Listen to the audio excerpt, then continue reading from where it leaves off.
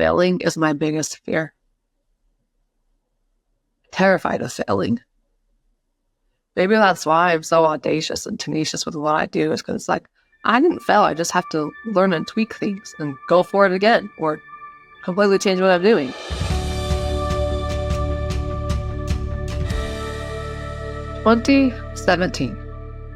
March of 2017. The same week I graduated was the same week I became a mom. Little did I know what pregnancy was going to do to my body in the terms of fatigue. I mean, I threw up for the first 2 semesters. Trimesters, I should say. I was in school, so semesters at the time. Actually, it was quarters. But anyways, that pregnancy with Easton, who's now 7, was so hard on me, but it made me crystal clear in what I wanted as a business owner before I even exited school. So March of 2017, I became a mom and a chiropractor in the same week. I was like, hey, buddy, you want to stay in there until I finish my hours? I finished my hours, 2 o'clock in the morning. I finished my hours like 6 o'clock on a Monday. 2 o'clock in the morning, I went into labor and had Easton that night. So it was March 15th is his birthday. I entered the world having no clue how to run a business. I had this degree next to my name. I had DR next to my name. I had a certification, functional medicine. What is it? Certified functional medicine practitioner. I had that certification. I had a bachelor's degree of nutrition. So I have 3 different pieces of paper that say, hey, you know stuff, but you don't know jack crap about business or marketing or sales or money, because I didn't learn any of it. None of it. My husband, who we'd been married at that point for 2 years, had ran a business. He'd done a little bit of roofing on his own, but that was nowhere near something that could be sustainable or even provide for a family for an entire year. But he dipped his toe in some business entrepreneur adventures. So I decided, and I knew as I'd watched people around me and my own colleagues, I was like, that is not for me. I do not want to spend the rest of my life adjusting people in a one-to-one scenario, working 50 hours a week. And as I drove around my hometown area in Utah, I would see these signs that would say $25 adjustment, walk-in appointments. And I knew from school, I cringed at walk-in appointments. I don't like it. I do not want to be at the beck and call of anybody who just walks in and demands that they need a $25 service from me. Heck, I paid $250,000 to get that skill. Not to mention the certification and the bachelor's degree in addition. That's just flat out chiropractic school. Okay? So I had in my mind what I wanted. I also thought that what I wanted was a big brick-and-mortar practice where clients could come in, and as moms, they could leave their kids in the daycare facility that was there, and they could get the self-care, the treatment that they needed at my big brick-and-mortar practice. Now in Oregon, which is where I attended school, there was a chiropractic office on every freaking corner. In Utah, chiropractors are the very last thing people see, and you only see them if you're completely desperate or if you got a car wreck or something and they're doing the whole insurance thing. So I knew that I was heading into an atmosphere, a culture that was not accepting of chiropractic care. I also knew that I needed to figure out a way that was not the traditional path. And everybody, all the gurus in my industry, were walking the traditional route. And they preached how you had to have high ticket. You had to have one-to-one patient clients.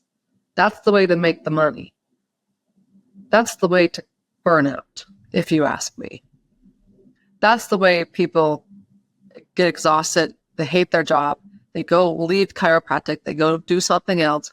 Or they are 55 years old, 60 years old, and they have no retirement. because they barely made ends meet their entire life. So if this is you, there's a way out. I created it. I wish I had this blueprint for what I did in 2019. Because again, I graduated in 2017. We opened up doors in 2018. In fact, let me get into the 2017 year of my life for a minute.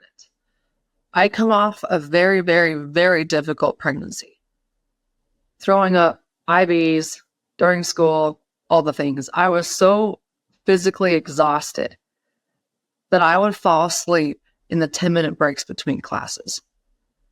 We had couches all over campus, and I'd lay down on the couch and I'd fall asleep, and my old roommate before I got married, she could wake me up, like, Kylie, it's time for class. I was so physically exhausted, not only from chiropractic school, but then you put on a baby in the middle of it, and nobody warned me about how dang tired you get from pregnancy. Nobody warned me how sick you could get. Nobody warned me about these things. It was just like, oh, by the way, jump in the fire and get burned. So by the time I finished the pregnancy and had the baby, I finished school, and then go to Easton, no, he didn't sleep.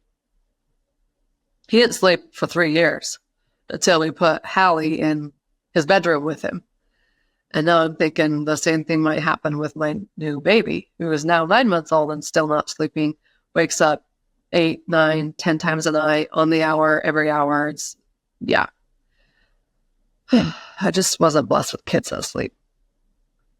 Everyone's like, well, it's because your adrenals are so high and they blah, blah, blah, blah, blah, whatever. Okay, so 2017, I have a baby, mom. I have no clue what I'm going to do with business, even though I'm about to start one. Then I get this notification that test scores are in. National board exams. Now, in chiropractic school, we have 4. There are 4 different parts of national board exams, and each part includes multiple tests, typically. So part 1, if I remember right, there were 6 different tests. You had to pass all 6, which I didn't on the first attempt. I failed 2 of them. Had to go back and retake 2 of them. Part 2, I passed. Part 3 was the enemy. And part 3, I just couldn't regurgitate what they wanted me to regurgitate. In fact, I got such bad testing anxiety. Looking back at it now, I was like, oh, I'm surprised I barely passed. I mean, I barely passed, which is not surprising technically, but it's like, oh, that's what I had. Especially if it was where we were doing something in combination with somebody else. So where it was like an adjustment test or something like that, or a muscle testing test, and you had to do it on somebody, on a classmate, or you had a partnership, so like it made it worse when somebody was there with me, analyzing what I knew versus what they knew. Like it was bad. I don't know how I passed chiropractic school. So part 3 boards came around, and I had planned on opening up my office the fall of 2017. And my now assistant, Kelly, we've known each other for probably 10 years now, longer than that. Because school was 4 years, and we knew each other before school. How about 15 years now, maybe? So Kelly and I were I was going to be the chiropractor, and she was going to come in and be my assistant / receptionist / whatever I needed her help with. Now, we knew each other really well because we'd worked really well before in a previous scenario. So she was going to move from California back to Utah from California. And I remember having to call her and say, Kelly, I have to change our plans because I failed part 3 boards. I don't have a license yet. I can't practice until I have a license. And the next time I could take it was a couple months out. So distraught me, having felt like a failure. Now, I will also tell you that failing is my biggest fear. Terrified of failing.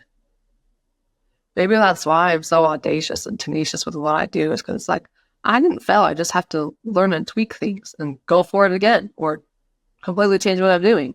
Have I faced failure many times? Have launches failed? Have workshops failed? Yes, but they're not a failure. That I learned from them. It's this or something better. A lot of times there's been the something better coming on later down in the role, but in the moment, it's like, In fact, I've even faced filing bankruptcy. I looked across the desk from my lawyer and said, what are my options? They'll like file bankruptcy and just shut the thing down and change the state in the way that the state knows you, the law knows you, but yet nothing changes on the front of you. It's like your audience doesn't know anything about it, which I find ironic now because so many people lie about their businesses. They put on this front that their business is doing so great, and then you talk to them and you really get to know them, and they're like, oh, by the way, I only did this last month, or I'm having to file bankruptcy myself because this is, wait, what? That's not what I see on social media. So next time you go to compare yourself to someone else, think twice, because that someone else, there's a good chance that they're lying about what they're doing. They're really not as successful as you think they are. And I've learned that the more I've helped practitioners and colleagues, and people are like, oh, I've been running a business for 20 years and I have no email list. Like, wait, what? How do you run a business then? Oh, it's referrals. I have a referral come in every once in a while. That's not the way I want to rely on and run my business. So I failed part 3 boards twice. Not once, but twice. So if any of you were thinking like, imposter syndrome, which I believe is totally made up. Someone just said, well, I don't feel like I deserve this. It's not an imposter syndrome. It's worthiness issues.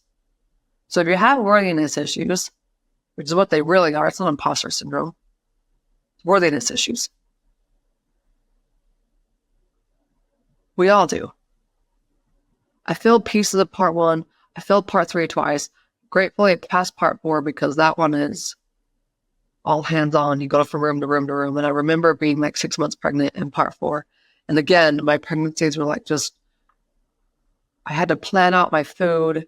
And I was like taking a Subway sandwich, a bite at a time between rooms so that I could have something to fuel my brain with, but yet not throw up. It was quite the process. So I was very grateful I passed that one. So instead of starting my practice in 2017, I ended up starting my practice the first of 2018 after I actually had my license. And I remember being absolutely terrified, but yet I did it anyways. Because again, I have no knowledge in running a business. No knowledge in marketing, no knowledge in sales. It's just like, okay, I'm going to open this up and just go for it. I had one of those like fold-up tables because the chiropractic table I ordered hadn't come in yet. I ran with that fold-up table for a couple of months, and I should never have bought a chiropractic table, a nice one, because I got rid of it like a year later. As I said, screw this plan. I'm not doing this business model. We're doing something else. So I just wanted to give you guys that history that no matter where you've walked in life, you can completely change the tide. Okay. The very first time I had a conversation about sales, the very first time I had a conversation about a program, the very first time I hosted a workshop. I mean, I honestly wish I had those recorded so I could go back and show you guys the changes. Like, here's where it started. Here's where I am today. And the trick of doing the leaps and bounds like I have so fast is I'm constantly doing. I'm not just sitting back and learning, which is what I feel like a lot of us practitioners get stuck in.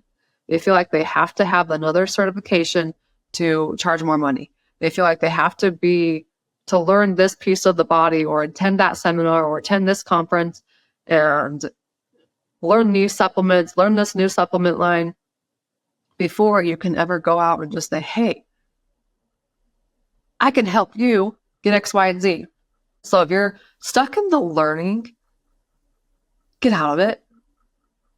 I can tell you all right now, every single one of you listening to this, you're a better clinician than me. Why? Because I knew that there was a big piece missing. How to run a business, how to market, and how to sell. So that's where I went, and I dove head first into like the deepest waters you could dive into. I was not going to be the one who was the best clinician, but nobody knew I existed. And then be the best clinician who not even charges what they're worth because I couldn't have that conversation about money. So I changed all that. In 2017, 2018, 2019, 2020, I wish I had a blueprint, a framework for what I needed to do to get to where I am today.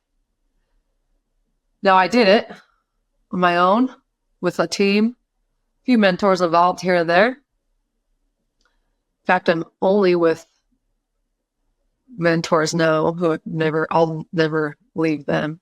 So just throwing this out there that some of you think I am with specific mentors, and I am not.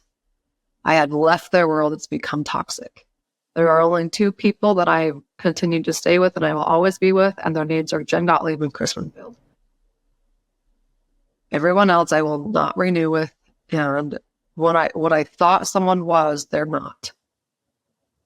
So be careful about who you bring into your world. Be careful about the mentors you seek. And if they're not right for you, even though you paid a lot of money, a lot is relative. Pay money to be in there. If it's a toxic environment, leave. Even if your time's not up. I did. Turns out I wasn't the only one. There's a handful of us in there. And I would say 75% of us have left because it became so toxic in the last couple of months. So what I want in this podcast, why I'm even hosting this podcast to begin with, is to give you guys the blueprint, the framework that I had to figure out. Because again, I don't want to do one-on-ones. That's limiting. And I don't want to run an office with 20 people.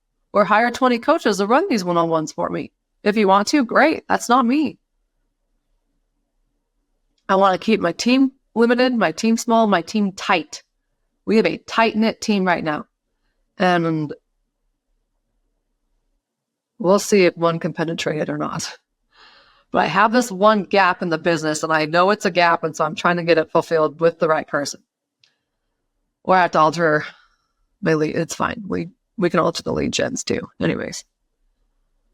So the point of the podcast, and for me to show up on these episodes every single time, is to give you the framework, to give you the stories, to give you the technical skills, the knowledge, the tools that will help you bust out of this traditional model that we are all told we have to be in. The model where you have to treat one-to-one, the model where you have to not charge about anybody any money. The model, like, heaven forbid, if you're still doing insurance, please, you got 4 weeks. Cut the cord on that insurance crap and go cash-based. 4 weeks is like, if I were to be your coach right now and you're listening to this, you give yourself 4 weeks and you're no longer accepting insurance unless you're in some stupid contract. Then you got to fulfill the contract. But these are the things that I refused to, and I said no to from the very beginning. I also love a good, short, tight timeline. I don't want 12 months or 24 months or some rigorous, I don't even know what's out there, but there are some crazy programs out there that are 40,000, 50,000, 20,000. Do this, do that, come here, come there, multiple times. If that's for you, great. It is not for me. So to bust out of that traditional model, there is a 5-step formula that I have created that's going to help you get to that dream business. Now, before I get into this formula, I want to remind you to not just be a learner. You must be a doer. Learners don't make much money. Learners get stuck in the, I have to learn this before I can do this. I have to fix this and make it perfect before I can do it. If you're in that phase, get out of it if you want to make any money and become a doer. If you are a doer, like myself, hence why I am where I am today, less than 7 years after finishing graduate school, and all the meantime, I've had babies, 3 of them now, technically a 4th, was up in heaven. I've done it all with babies. So there's no excuses. You want to tell me that you have too many kids to host a podcast? I'm not going to listen because I host 2 podcasts, like about a 7-year-old, a 4-year-old, and a baby. There are no excuses. If you want the results you keep telling yourself you want, take the dang action to get there. You have to do two things in order to have that dream become a reality. If you're telling me that you want to have $100,000 months or $1 million months, then you better do the things necessary to get there.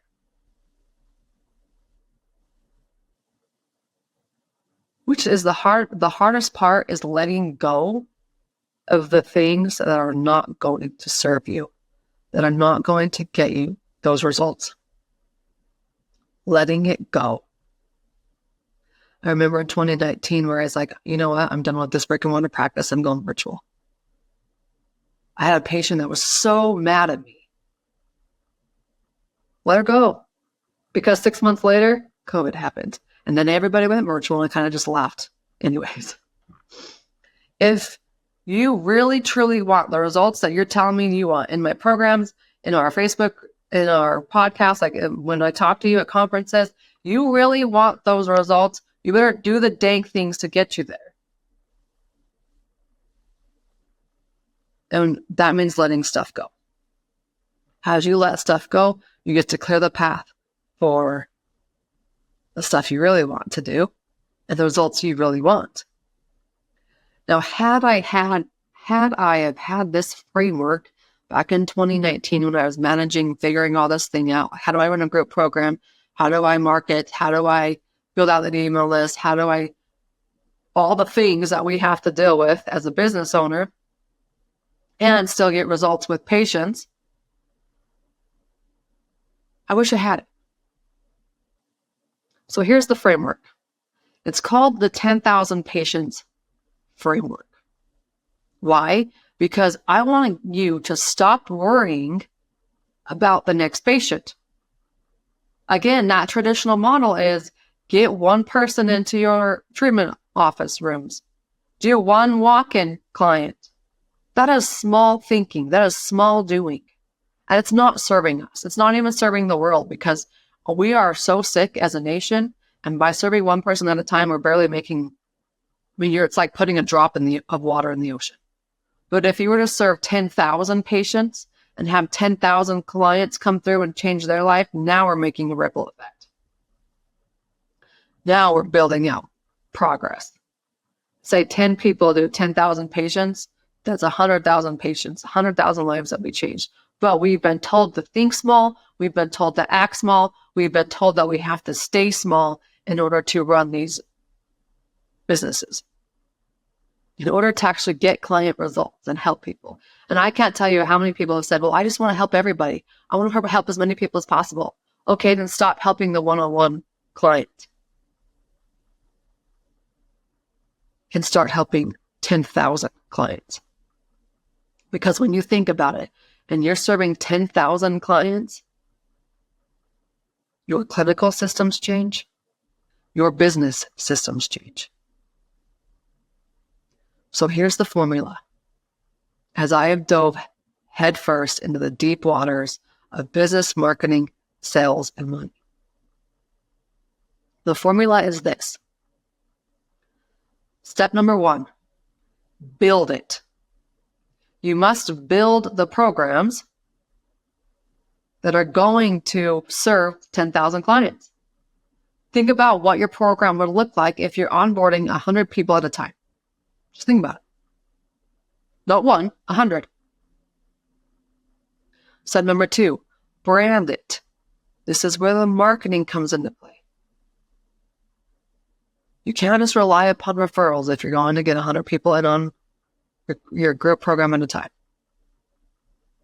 I don't know about you, but I would hate to rely on somebody else for running my business and for the money that comes in my bank and for the food that goes on my table. Marketing, when it's done right, can work so well. And I love marketing now. It's my jam. So build it, brand it.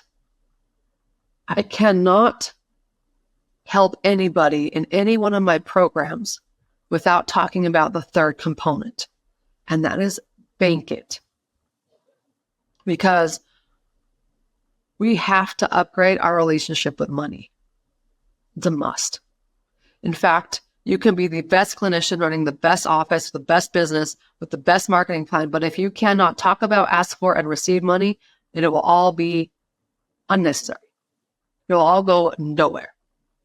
So build it, brand it, bank it, become it. I am 34 years old. I'm a very confident woman. Why? Because I have done things necessary over and over and over and over again to prove my results, to get those results, to get the masses in. I've done the things necessary to become the person I need to be to attract who I'm attracted on a mass scale. And I'm still becoming even better and better and better. So become it is step 4. And finally, when you have the business systems in place, the marketing in place, when you've got the money relationship built and stronger, it's going to keep getting stronger and stronger because you're talking about building a 7-figure business in a year. Now I'm going for 7-figure months in an 8-figure business. Like it just keeps getting higher and higher and higher. And no matter what number you're talking about, there is a relationship with money there. Become it.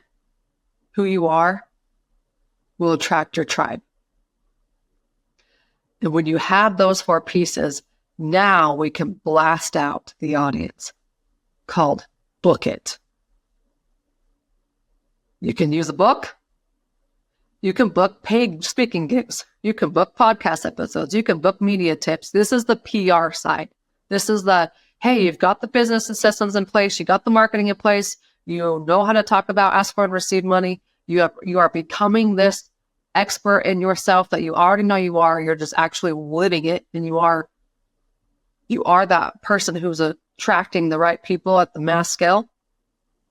Let's make sure you are known by booking you on a whole lot of places in a lot of areas so you can attract 10,000 clients from above and beyond. So you can have 500 people in a group program for 90 days. The mass scale. Okay?